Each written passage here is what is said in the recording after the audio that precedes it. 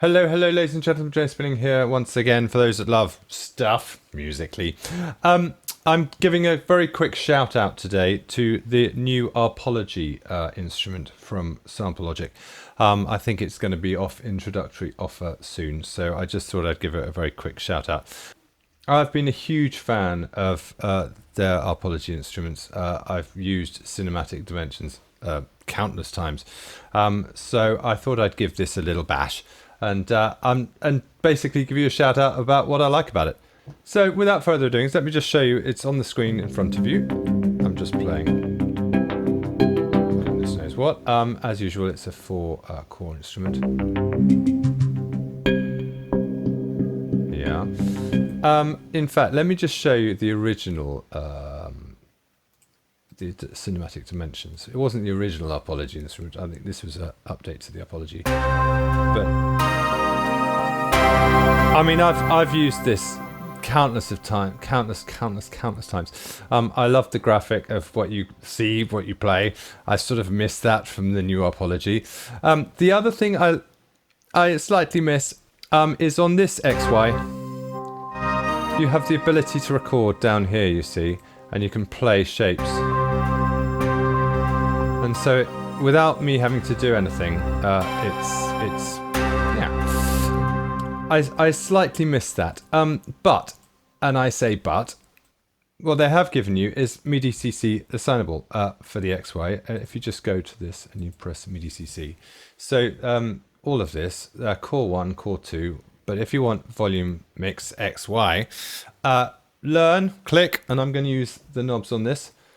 That's my X, learn Y, that's my Y. So if I go back to this, now I can move it like this. And you could record in if you want. So that's quite cool. What is really cool about this though is the FX down here. You have an XY pad for all of the FX. So chorus, subtle, slight delay, nice plate, delay eighth.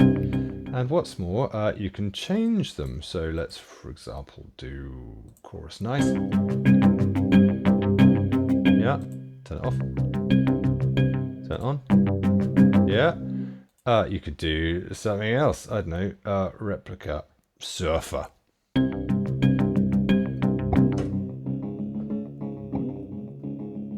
Silly. Anyway, the point is you have all of these choices on all 4 chords, and you can decide not only where all of them go, but each and every one goes. So just click on all of these. Oh, I'm going to get rid of the replica surfer. Let's do flanger pleasing. I like a pleasing flanger. Okay, so link mouse control take off. Now, step animator. You go to step animator like here. And go on here. Now, FX, you see here, this is your XY pad, and you can draw it. You can decide where it wants to go, just like that. Or find one like this. So let's go circle there. Circle there. Cross there. And cross there. And play it. Okay, and go to the XY. And you'll see them dancing all around the place. And I absolutely love that. Now, one thing I would love the ability to do is to be able to set the XY speed at a different rate from the actual step animator. That would be awesome. If I could slow the FX down or a different speed, that would be really cool. So on top of that, you could do this. You know, again, introducing a little bit more change, automation to make your sounds different or unique, or, for want of a better word, interesting. And that's exactly what I did. A couple of other things that I really like. The random feature. Random, just pressing random. You see? Now, if you go to the random page, which is here, you because it's Contact and we're back in the Contact rather than the Ultra engine, you have so much more control over the randomization, which I absolutely love. If you've seen the Ultra videos, wasn't a huge fan of the randomization, but I love the fact that you can do all of that and you can click whatever you want. So, you know, source, I want the preset, source and step animation FX changed. Now, just bearing in mind, this is the positioning of the FX. It is not the actual FX effects that are going to be randomized. That is one thing that isn't. So, so for example, if you go to this, slightly mad toy, press random, you'll see it all completely changed and all of that. But if you go to the FX and you press random again, you'll notice that the FX effects haven't changed. Yeah, so that's one thing that it'd be really nice if they could randomize those as well. Again, I'm just wanting more. So I like the ability to randomize more, and we're back to the original cinematic dimensions. Whereas if you go random, you can basically decide what you random. You can press all of these if you like, and then just randomize. And I love that about sample logic. I missed it in the Ultra engine, but I'm very grateful it's back to some degree in this. The other thing that I'm missing and I would love the ability to do is MIDI export. So obviously what you can do is if you go to the mixer on each of these channels, you can designate them out to, let's go out 3, out 4, out 5, and then you can decide on 4 different audio tracks. In fact, let's show you that right now. Let's just, I don't know, record a few chords. Here we go.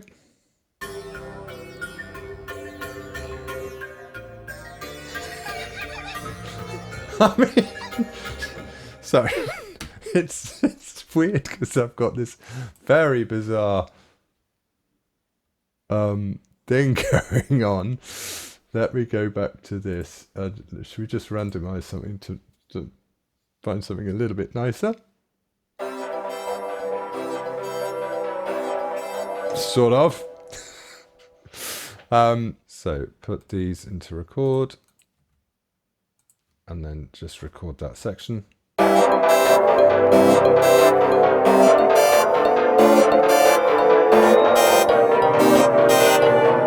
Oh, probably a bit disgusting, but anyway, yeah, you get the idea. So obviously you can now have that separated.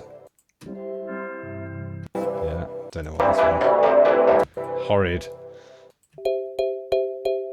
Yeah, so that's a good thing, but again, it would be really, really nice if we could MIDI export all that information and get other instruments to play the same patterns. That'd be very cool.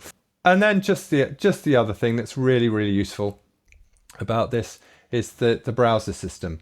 I love the fact that you can actually audition these now in not only just the presets, the cores and the sources, and even the steps. You can do it all on the same page, and that's incredibly useful.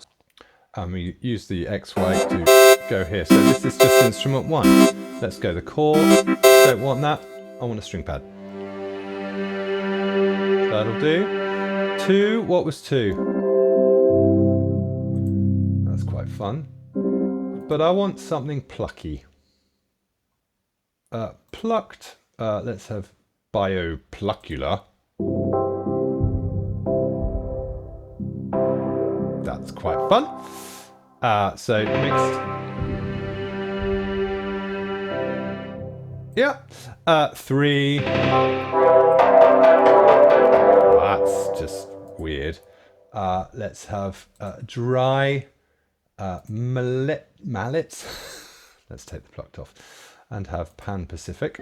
It's quite nice, isn't it? Yeah. And then now 4. Oh, that's quite nice. Yeah. that's quite fun, and you can decide that, and even change that to, I don't know, that. Try a different one. Yeah, it's quite fun. So non-chordal, let's have this one. Let's have this to be non-chordal. Oopsies. Where are we going? Let's go.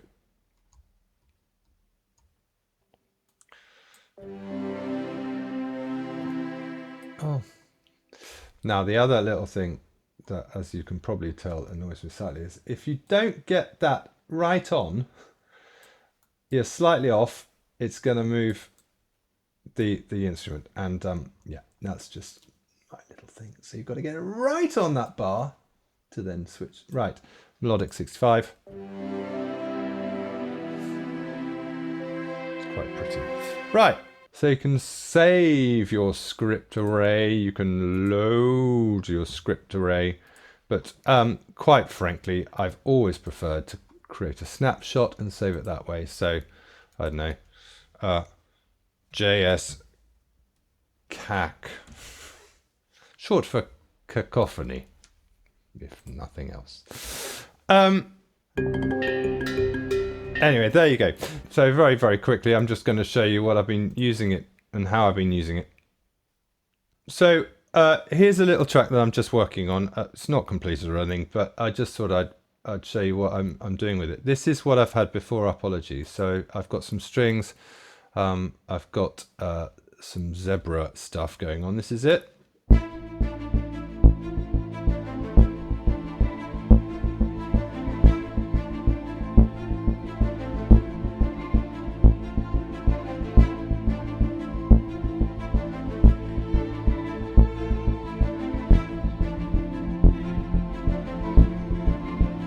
Yeah.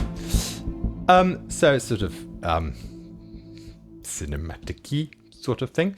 And the first one was I created this thing called Night Stroll. Why I called it Night Stroll, I don't know.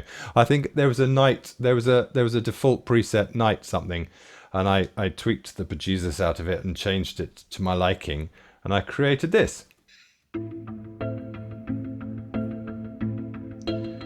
So we had this.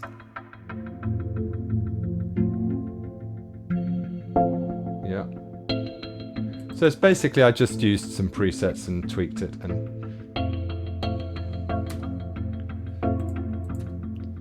yeah. I didn't really do it with anything with the FX on this one. So with the track, it was this.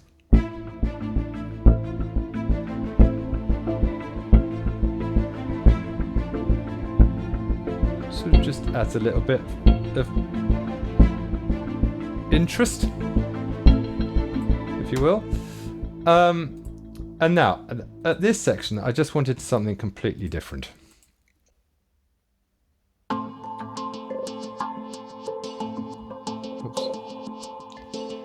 I called it JS Funky FX because, quite frankly, the FX is going around in a funky way.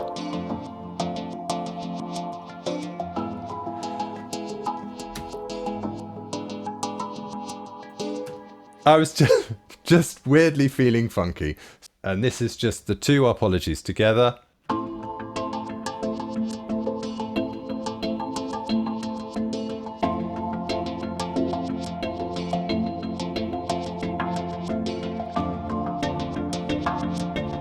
Yeah. And because there are two Arpologies instruments, I'll probably end up pushing one back in the mix slightly, you know, or turning it down. I don't know, I'll put it in a reverb. Let's put it in a reverb. Oh, no. Oh, a shimmer verb might be quite nice.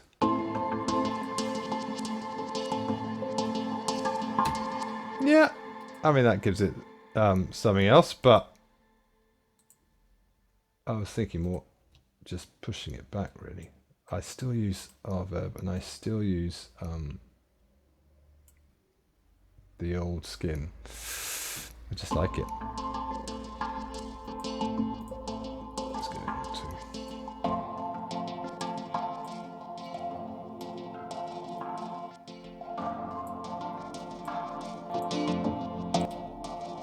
to. So it's just, I've just pushed it ever so slightly back. Let's turn it down a bit more.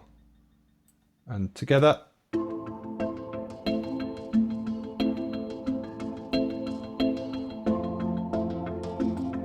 So it's just a bit of interest, and this is with the whole track. So this is it in the mix, and if you notice there's some brass about to come in later, but probably completely unprocessed, but this is it.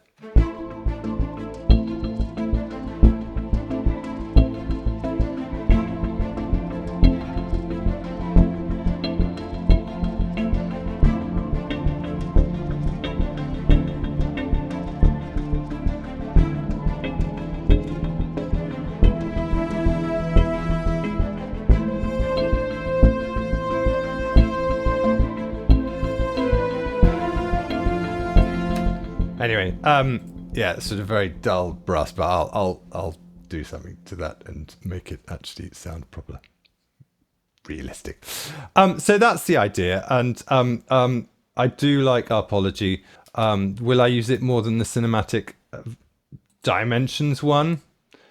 Do you know, I'll probably always go back to the cinematic dimensions because I know it so well and I love it. But what I really do love about this is this FX page. The step animator. I just think it's really quite fun, and I'm always about finding new fun things that you can experiment with, and sound designy, and just making something slightly more interesting. Again, if there is the ability to make it a different rate in the step animator, that would be very cool. And also if there was a MIDI export, that would be even better, because I think they did in the original Arpology. So if it was in this one, great. So that's Arpology, folks. That's Arpology X. Again, just a huge fan of Sample Logic, and I'm a bigger fan of Sample Logic.